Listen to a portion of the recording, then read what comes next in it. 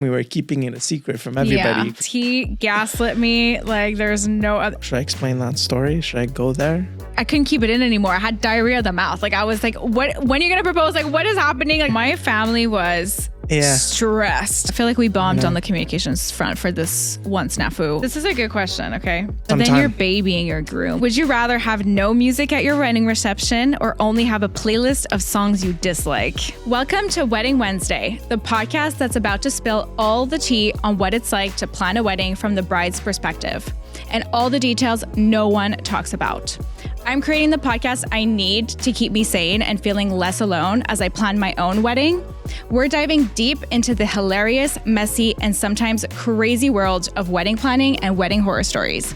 Get ready to laugh, cry, and maybe feel a little less alone in this wedding planning madness.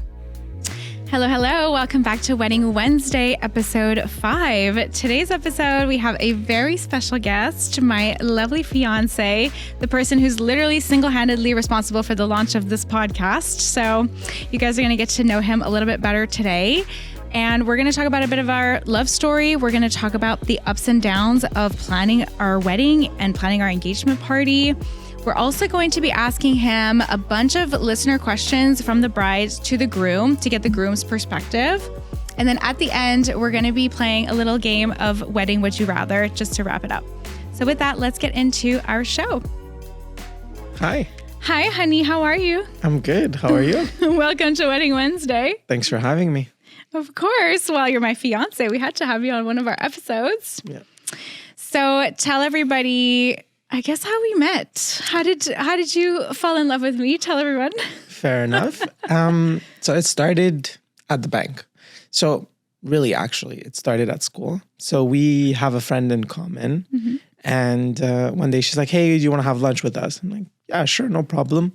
So I showed up and there you were, didn't give it a second thought. Like, hey, nice to meet you.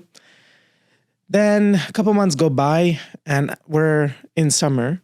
Yeah. So we were at the bank at our internship. Mm-hmm. And we're sitting in the park outside having lunch. And then you show up and I'm like, I know this girl and I can't shake the feeling like I know you. Yeah. But like I can't place you. Me too. We were both looking at each other the whole lunch like, I know you, but I don't know from where. So we played that game like, hey, where do you go to school? What do you do? And they're like, okay, we both go to the same school. Maybe we've had classes in common. You're in finance, I'm in accounting. Yeah. Maybe not. We can't place it. The lunch go by. And then I'm like, you're Nadine's friend. That's where I know you from. Mm-hmm. And then so we place that. Couple months go by. We don't hear from each other. We end up going to lunch together with our friend as well. Nothing happens there.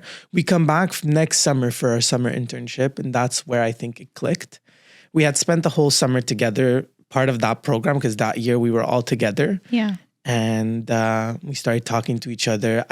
We were in 2 different buildings, but I'd go bring you coffee to the other building, sometimes call you, be like, hey, what you doing? You want to do this 5 à 7 thing? You want to come? And I was always like, it was fun. And then everybody was a summer fling. Yeah, a summer fling. I think that's what it was. We were both not expecting anything out of it. So I think it was just more natural. But we were young. So it's like we were 21. So it was a time where we didn't need to expect anything out of it. Yeah, that. And everybody was shipping us. Like everybody was like, all the interns. Oh, you should look at how she looks at you and how, And I'm like, yeah, but like, I didn't see it, because I thought we were just friends. And but you were flirting. You were dropping. He would come at lunch and like say something cheeky in my ear and then just like walk away. And you did that for weeks. Yeah, I was a flirt. What do you want me to tell you? Yeah, you were. You still are. But, so then I ended up, I was organizing this party, right? Mm-hmm. And I'm like, hey, you should come. Like, I'm organizing it. If you want to come, like, I'll have you over. No problem. That would be nice. And you were having your dinner and you're like, oh, I don't know, maybe. And then my head, then you end up saying yes. And then in my head, okay, I'm like, this girl is downtown right now. She lives in the West Island. She's coming all the way to Laval for this party. I think she likes me.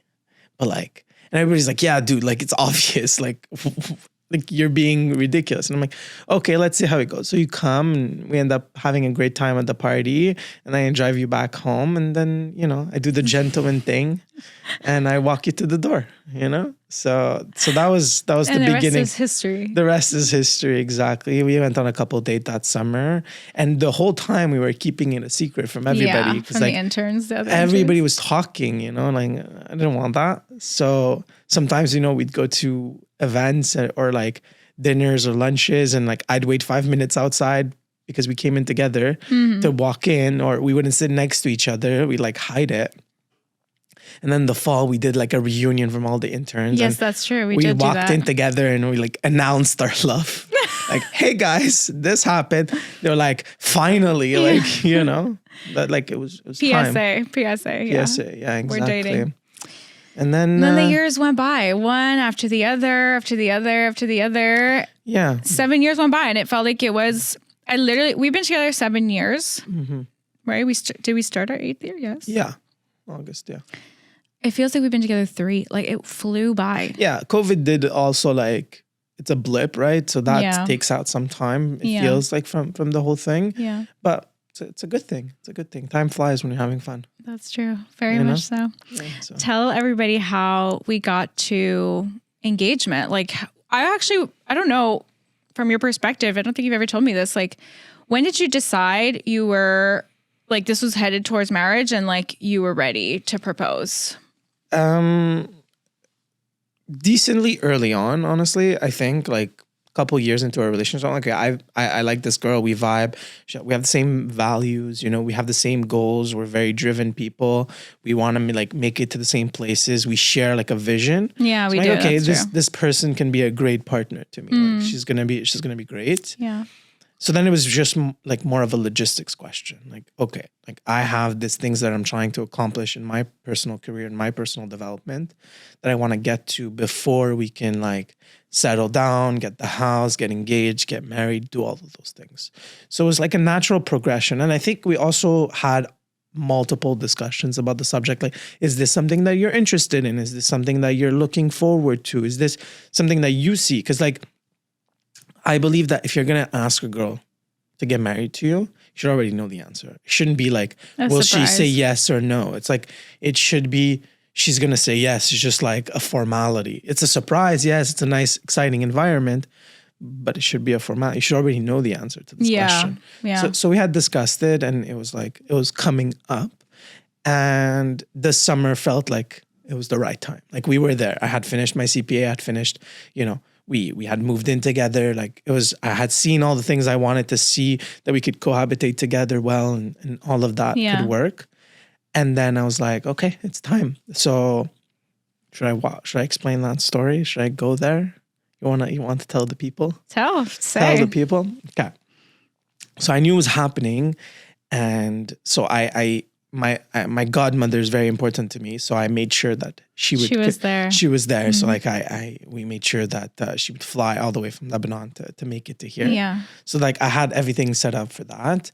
Then it was figuring out how to do it, because you're somebody who's very difficult to surprise. You like to be in control of the situation. For sure. Type A girly. Yeah, type A girly. So you wanted to know what was going on, and so that was the hard part. So I threw, some hearings here and there, trying to like. Oh, he threw me off, guys. He gaslit me like there's no other. And he's not a gaslighter. No, I'm not. You gaslit me. But I had to, because, or else you would have seen it coming. And despite, I still wanted to be a surprise. I didn't want you to know fully what's going on. I wanted it to be a special moment. Yes. You succeeded at that. So I went and I asked your parents. They obviously said yes. I think they like me. So we got that going for us.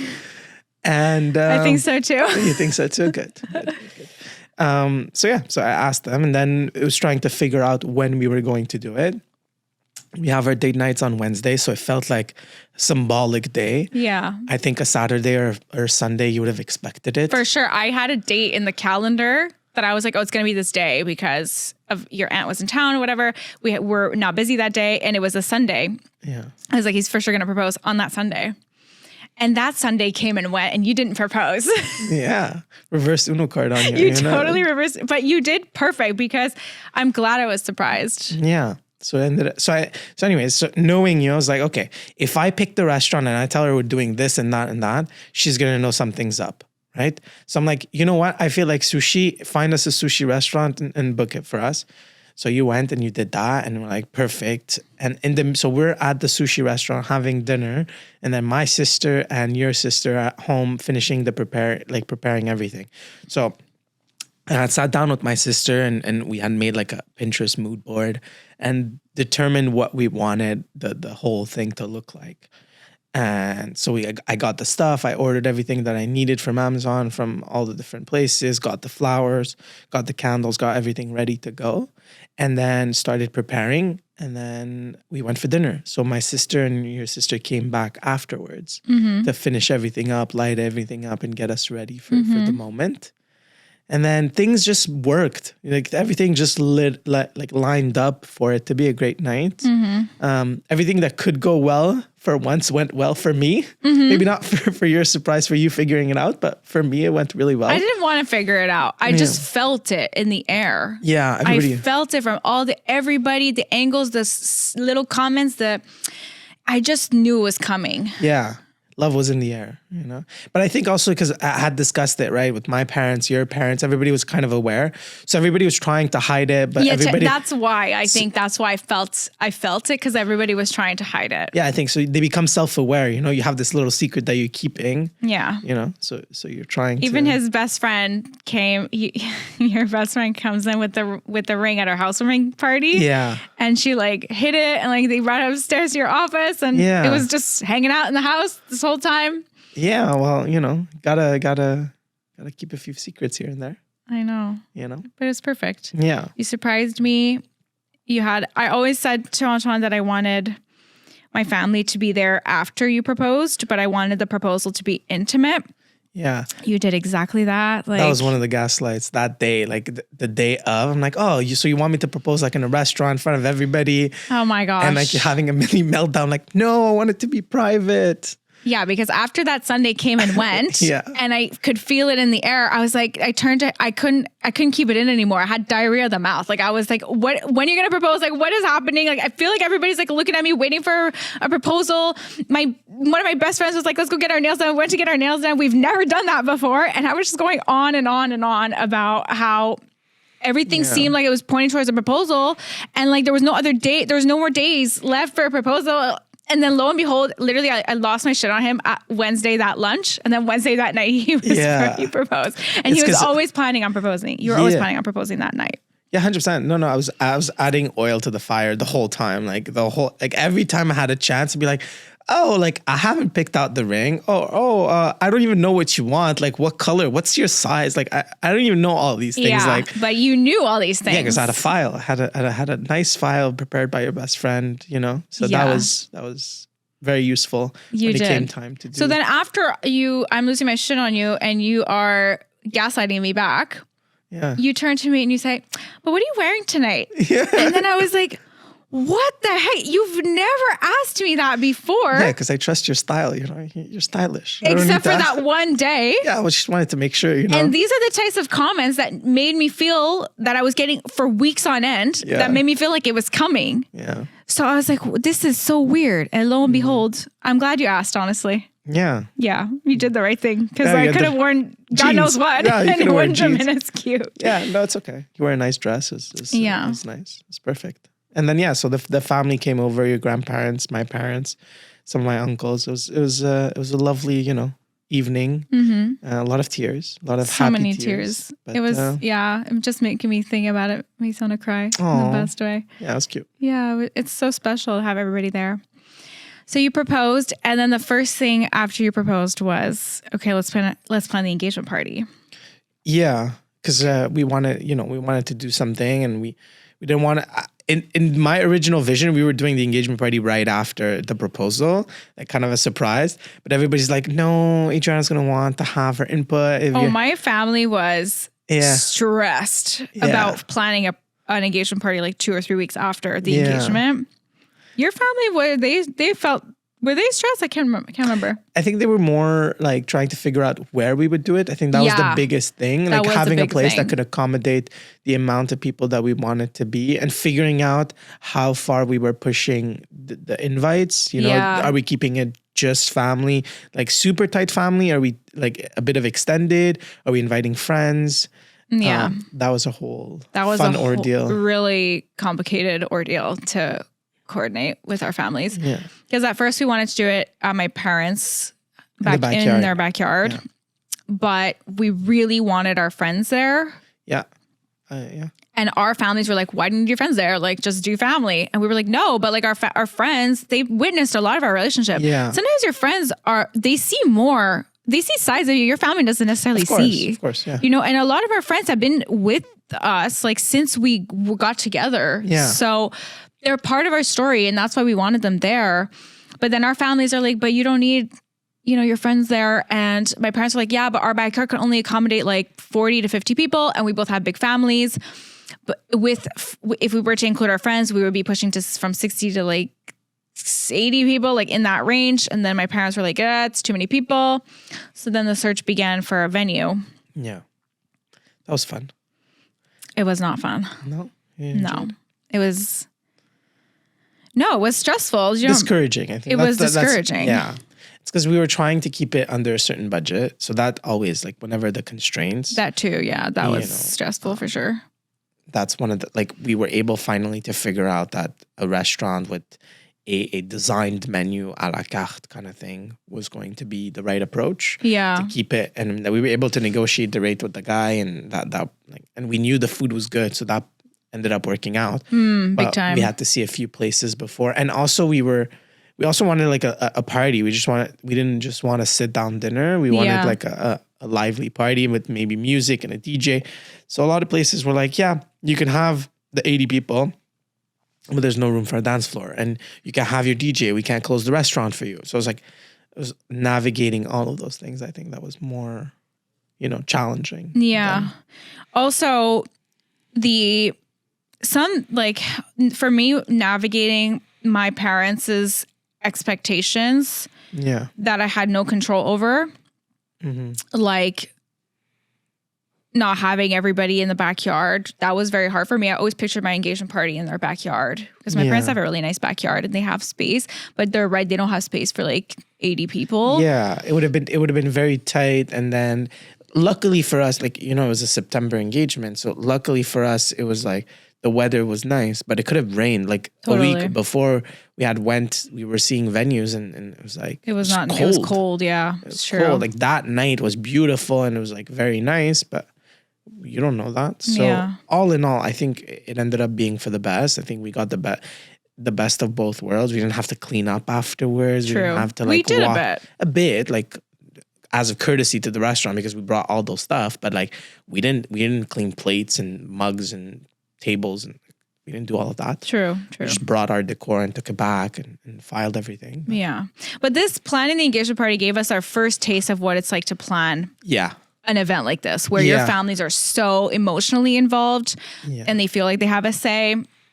And so we ran into a couple situations where, that was really challenging to navigate. Lessons learned. There was one snafu that we had where looking back, like you didn't know how to handle it. I didn't know how to handle it. And it sometimes puts you in a situation where it's like you against your family. It's all about communication. I think that's the most important thing that we have to always remember about these kind of situations. Yeah, I feel like we bombed on the communications front for this one snafu. I don't know how you feel about it, but it was not productive. It was agreed. I mean, it was a small thing, right? You want to tell the story, like. Do we want to tell the story? It's in hindsight, it looks so insignificant, but you're just in the heat of the moment. There's all these things happening, and it's the one last thing that you want to think about, and then it happens, and you're like, oh, really? Yeah, there was something at the engagement party that I didn't want to have. Yeah, that your family wanted to have. The dessert table. Yes. But we come from a culture of abundance. Yes, but I was coming from the perspective of it's an engagement party. It's not a wedding. Yeah. Like we can save. Already we were so in deep in wedding like vibes. Yeah. that I was like, come on, let's just keep the sweet table for the wedding. Like, let's just do one thing that's not wedding related. Yeah. And your family was like, no, we need to have the sweet table. Yeah. And so I turned to you and I was like, no, like it's our engagement party. Like we're not doing that. Yeah. And I didn't express that that's something I wanted. And I just portrayed it as it's something that they wanted. But like when we were rediscussing it in hindsight, like I always thought that that's just like, that's part of the things that we do. It's just like not even a conversation, right? It's just like the thing we do. So I didn't end up like, I portrayed it as it was their idea and that's what they wanted. So then it put us in a situation was like you against them with me in the middle, just like literally you in the middle being useless and just looking at you, looking at my like parents and be like, what's happening? What are we doing? And then, so we ended up compromising at the end. We had like a sweet table, but not with like the whole extravaganza of the wedding sweet table. Yeah. And again, hindsight 2020, it was perfect. It was exactly what we needed. Not more, not less. Yeah, agreed. Because more than that would have been wasteful. But you know, it reinforced the point that whenever these situation happens, we have to discuss it in our own bubble without outside influence. For sure. But it's hard. It's hard when you're in the moment. It is hard. You know. But I think for me, it would be if you come from saying like I want this. Yeah. Because I can also shut down an idea in 5 seconds. Yeah. And like, we're done with this, right? And that's a fault of mine. So that's something I work on. But if you come like strongly from the perspective of, I really want this at our wedding or at our engagement party, I will listen to you and we'll find a way to make it work. Yeah. But if you tell me like, oh, my family wants this for our party. Yeah. I'm thinking, my first thought is it's our party. It's our engagement party. It's our wedding. Yeah. It's not everybody else's, right? So if you have to tell me when it's from you, and then also us, like I like what you said about bubble, like we talk in our bubble as opposed to talking outside of our bubble. I think that makes a huge difference for sure. Yeah, exactly. Anyway, lessons learned. Totally. It's part of the growing journey. It's part of everything. Like situations like that will happen again for the wedding for sure already. Yeah, they haven't yet, but you know, knock on wood. Yeah, there you go. But you know, we'll have now better tools to be equipped to handle the situation. Yeah. And if there's another snafu, we'll deal with it and we'll go over it. It's a bump in the road. Call it whatever that, you know. Totally. Yeah. Hey, give us a first taste. Exactly. Okay. We had some listener questions for the groom. Yeah. I want to hear how to handle some of these situations. So here we go. Number 1. Yeah. How do you get him to quickly pick a suit? I'm struggling to get him to quickly pick his suit and move just fast enough. So it sounds like this groom is just dragging his feet a little bit on this one thing. And the bride's like, no, like I really need you to do this. And he's just not sensing the urgency. How would you, like, what do you suggest that this bride says to him to get him to understand how she feels? Yeah. So this, I feel like when the sense of urgency comes from somebody else, then you have to act on it because it's your emotion. You're the one that's feeling the sense of urgency. So there's 2 ways you can go about it, in my opinion. Either you tell him like, this is what I'm feeling. I feel like we should pick up the pace on this because this needs to be communicated. And a lot of time people just don't. They like expect something, but they don't say it. They don't put that expectation. They don't say, hey, honey, like, I feel like time is going by super fast and I think you should pick your suit in the next couple of weeks. Like we need this done before we can move on to the next thing that's on my list. But sometimes that's not communicated and the groom lives in La La Land. He's like, I don't know, like I still have like 8 months to pick my suit. What's the rush? But he might not know that behind the scenes, there's like 2 months to prepare the suit and then you have to retry it and then make sure that everything gets like prepared. Tailoring. Exactly. Or you just book the appointment for him and be like, hey, be there at this time and point and like go pick your suit. Yeah. But then you're babying your groom, which is not ideal. But again, you're the one that's feeling that pressure. True. If it's on his timeline, he will do it when he feels like it's appropriate. Yeah. But if you want stuff to get done and because it's stressing you out, then you have to take a decision on this or you have to communicate. Yeah. It's either 2 ways. You can't just be like, hey, do this and then complain about it. Like, you have to be somewhat proactive about the situation. Either you try to fix it and have him do it, or you take matters into your own hands and you push for the next step. Yeah.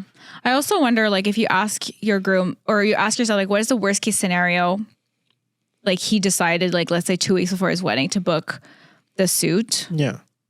Can he get a suit last minute like that? I'm sure he could figure it out. You can figure it out. I'm sure it won't be as tailored and it won't be as like perfectly fitting. But all these suit shop places, like they have all the sizes available in the back store, right? Especially for rentals, like they have sizes going to half sizes, like in between sizes. And most of the tailoring that they do is for the pants and the lengths of the. So if you're a standard size, easy peasy. If you're not a standard size and you want alterations, you want to make sure it fits. And again, depends on what the budget is and all those constraints. Yeah. But I'm sure you can go pick off something off the rack just easily. If it really push comes to shove, you can still figure it out. You know? There's also something to be said about how like don't take on things that aren't on you.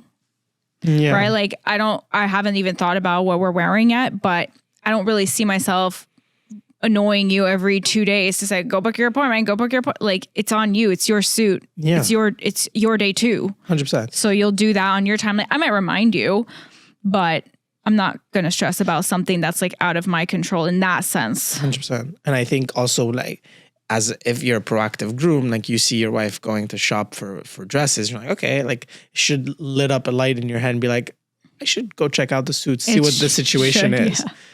Should be good point. You know? Yeah. Should. It should. Okay, someone else asked, could use insight on how the groom wants to be included but isn't detail oriented. So the inclusion is, he says, that's cool and minimal decision making. Like make it make sense. So it seems like this groom wants to be included, but he's not detail oriented. He wants to be included, but he's not detail oriented? Yeah. Like explain that. It's a tough conversation. I think all grooms go through this process with their bride. Like I'm generalizing, but maybe 90% of bride have an idea of exactly what they want. They have a vision. They either grew up having that vision, or as soon as the ring is on their finger, they're like, okay, let me go into planning mode. Let me research this. Let me figure out exactly what I want. They have a vision. Grooms are often more passive. Yeah. Like you have to put a decision in front of them. Do you like the white or the black napkins? They'll make a decision. They'll pick right or... But they don't care that much. But they don't care about the color of them. They'll care about randomest things. Like they'll care about the car that they're going to drive before the wedding. That's what I'm thinking about. They're going to care about the DJ, the music, the venue, the food. Yeah. They're going to care about these things. Maybe the big picture stuff. The big picture stuff. The detail for most grooms is not what they're focusing on. Yeah. And so brides have a tendency to take that lead and run with it, which as a good husband, you should be like, hey, what do you want help with? Like, and ask for tasks and try and take off some of the load from the bride, right? Yeah. But you have to have that, again, discussion. 90% of the problems that I'm sure you're going to bring up is going to be that. It's going to be communication. People don't talk. People expect the other person to just know. But like nobody knows. If you've sunk in like 10, 15, 20 hours into researching your wedding and planning it and figuring out, you have that over the other person who's just be like, hey, so what are we doing? Yeah, it's true. You know? But like we said, so maybe like looping the groom into the big decisions. Yeah. And maybe leaving him out for the small decisions, which is what I did for the engagement party. 100%. And I told you a million times, like my situation, I don't care about a lot of the things, like everything. I trust. You don't care about the lemons on the table that I used to put name tags in. Yeah, like I trust your style and I believe that it's going to be beautiful. I know you present me the picture. I'm like, yeah, that's nice. Like, let's do that. But more or less, don't care. But I told you, like, if you want me to pick a decision, put it in front of me. I'll take a decision, no problem, any day of the week. Like, but that's, I feel like something that has to be discussed. Like you'll have to offer that option to your bride as a groom, sure. I think. For sure. Maybe some grooms don't have the communication capacity, which is another That's a whole other conversation. That's another rabbit hole.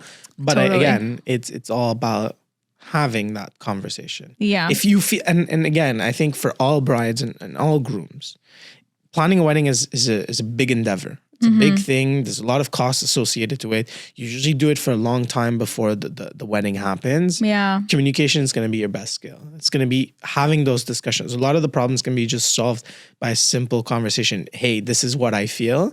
Hey, this is what I'm expecting. Hey, this is what I'm seeing. Yeah. You know, saying those things will just clear the room and just be like, hey, like the person loves you. They want to get married to you, right? So they'll do everything they can to make sure to fix that problem for you. But you have to tell them it's a problem, because sometimes they live in La La Land and they just don't know that's a problem. Facts. You know? So. This is a good question. Okay. How do you get him to actually put money aside for the planning process at all? It's been like pulling teeth to get him to save. Yeah. This is a big question. Well, this question, first of all, you're an accountant. Yeah. I did a finance degree. Yeah. So we don't have this problem, thank God. Yeah. But if, let's say, I didn't want to save any money for the wedding, how would you approach it? It's about making a budget and figuring out how much money you need. Right? At the end of the day, that's all it boils down to. How much money do you need? How much time do you have? That's how you figure out how much money you have to save. Now, some people will go the opposite direction and be like, okay, this is what I have right now. So this is what I'm allowing myself to spend on. So it depends how big your vision is. If you have visions of grandeur and you want a 300 people wedding, it's not the same thing as if you want a backyard 50 people wedding. True. The amount that you have to save is different. And depends on who's more financially savvy, comfortable as well. Some people, for them, like pulling 10K for an expense, they'll have the money, no problem. And some people, for them, 10K is a year or 2 years worth of savings. Yeah. Like everybody's capacity and income is different. Right. So I think you should work off of what you have. You know, I don't personally believe in getting indebted for a wedding or for any event of the sort. But some people do. Some people think like, hey, this is super important for us. This is important for our culture. That's what we do. Yeah. So it's just a part of life. It's like some people, hey, this is me getting a house. This is me getting married. It's the same thing. It's part of that. True. So you said if you're the one that's more financially literate and savvy, and you're like, okay, we have to save. You make a plan. Be like, okay, what are your capacity? You have that discussion with the other person. Be like, can you save $200 a month? Can you save $500 a month? Can you save $20 a month? Right. Like, what can you save? And let's work towards our goal and our objective. And then you assess the situation at the end based off of that. That's a good idea. Maybe presenting him the full budget. Yeah. And then saying like, okay, what can you contribute? Or what do you want to contribute? And then if he's somebody who has a harder time saving, you can ask your bank to like transfer a certain amount of money to another account. Let's say like once a month on automatic. So that could be something that you set up. Yeah. But yeah, that's a good idea. Like showing the numbers is key. Yeah. I'd like to know how to keep the groom involved and excited without being overwhelmed. I'm struggling with that with my fiance. Yeah. That's a good question. I think it's status updates, kind of like at work, but you know, for the wedding, sometimes maybe low key status updates. Yeah, like not every second. No, not every second. Definitely not. Like group information together and do them maybe once a week, once every 2 weeks. You know, when big things get unlocked or figured out, or you move to the next step. You know, for example, the photographer and the videographer. You're looking at them. You're trying to figure out what vision you have a vision in mind that you're trying to figure out.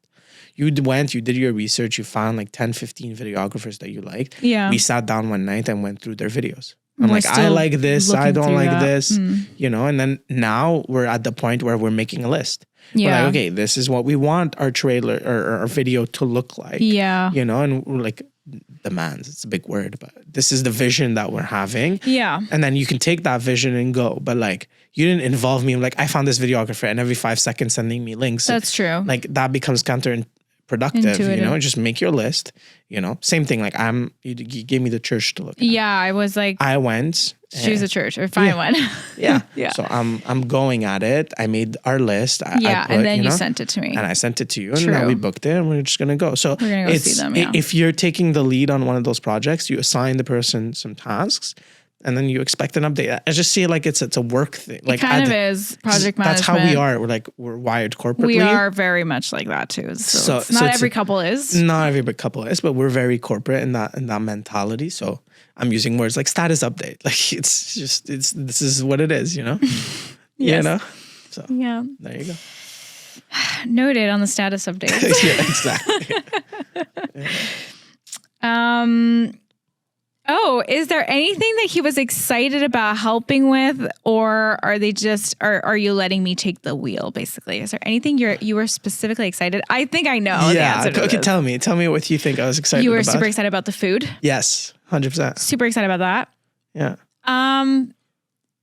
I think that's the only thing you were super excited about. Yeah. Yeah, you wanted to be involved with the venue. Like you were actually very much involved in the venue finding process, which I really appreciated because it is a big thing. But I don't expect you to be super excited about which flowers we choose. No, I like, again, you're going to get a vision. You're going to show me pictures and be like, this is what I'm thinking. And we're like, okay, that's fine. Like flowers is flowers. It's just part of the decoration. It's like, okay, cool. But like, I'll be excited about the DJ. Like I'll be excited about the photo booth. Like I'm excited about the cars we're going to drive. Oh yeah. You're excited about the cars. True. Yeah, That's true. You did say that 10 times. Exactly. I'm going to be excited. The sweet table, the after midnight table. That's still food, honey. That's still food. Yeah, fair enough. But they're like outside vendors from the outside, from the venue. So maybe that's, or like. Bernie Bent. The drums, the drums. No, not the drums. The drums. Yeah. Guys, so part the drums, of they're too expensive. the entertainment. Who's gonna do the drums? Like seriously, do you have any idea on that? Yeah, I'm making a list. I'm making a list. Yeah. We have to find somebody. And we'll ask them what the pricing is. We'll see if we can pull some favors if we know people who know people. Oh my gosh. Just for anybody who doesn't know, we're Middle Eastern and the drums is a big part of the Middle Eastern love the drums. Wedding.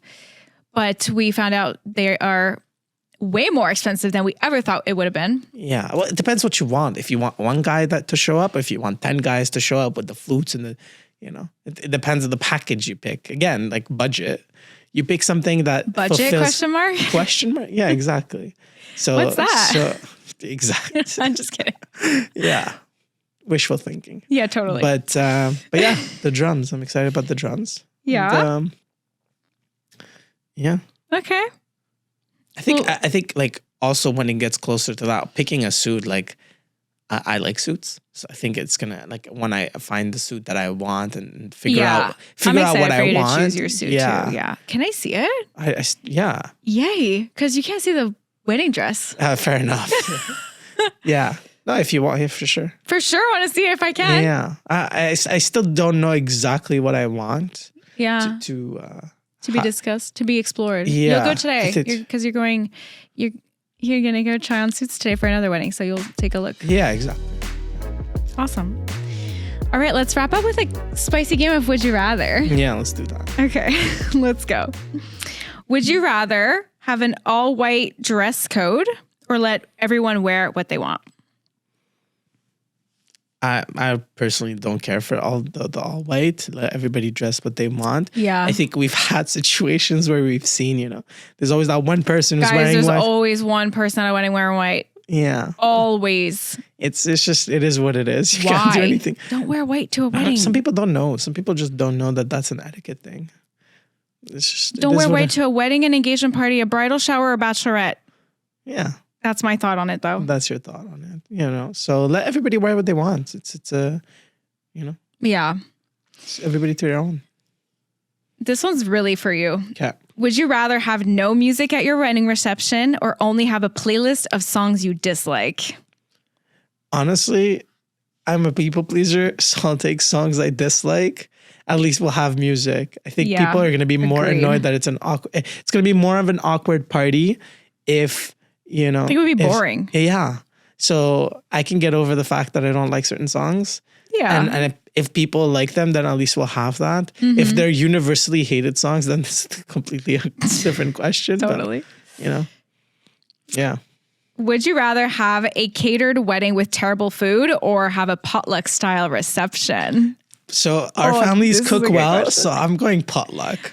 Agreed. I think like our community and our people that we're having, pretty much everybody like cooks good food. I think we'd have a better luck with a potluck than bad catered food. Totally. I think it wouldn't pass the council having people be like, who's the council? Everybody. Oh, we have a council. So we have the council. Oopsies, we just slipped that one. Yeah, exactly. I don't think it would, but we do have a council, but we value our family's opinions. Yeah. I think maybe too much. Sometimes it's okay. It's okay. It is what it is. Last one. Yeah. Would you rather have rain on your wedding day with no backup plan or an outdoor wedding in scorching heat? I've done the scorching heat. I think people get over it. I think it's like we did a wedding in the Bahamas. It was really hot, but it was beautiful. True. We did a wedding here in August and it's very hot, but it's still beautiful. Rain, like, it just puts a damper on everything. Like, it makes moving from location to location difficult, taking your pictures difficult. Like, it could be nice for one shot, but then after that, makeup is ruined, everything else is ruined. So scorching heat, you can get like fans and you can get, ACs or go inside or whatever. Yeah. Rain, umbrella, but that's about it. Yeah. Still going to get wet. Yeah, I agree with you. I would 100% prefer to do scorching hot summer wedding than There's ways around it, rain. Right? You can get, you can get fans and ACs and stuff, but yeah, you can make it work. And the wedding in the Bahamas, it was almost like we got used to the heat after like 30 minutes of being outside. It was so nice. Like, you get those pictures in outdoor. It's just a completely different environment. Were stunning. Yeah, versus getting wet pictures. True. Not as much of a vibe. True. Yeah. Well, thank you so much for joining me, Antoine. I really appreciate it. Yeah, you enjoyed that episode. Honestly, it was a really fun experience. You enjoyed it, too? I think I'll be back, hopefully. For sure you'll be back. Yeah? Okay, good. We'll have all the listeners send in any more questions for the groom to answer in the comments below. And with that, if you have any crazy horror stories from weddings, feel free to send it to us at hello@weddingwednesdaypod.com. Of course, rate, review, comment, do all the things because it really does help our podcast. And with that, I will see you in the next episode. Bye for now.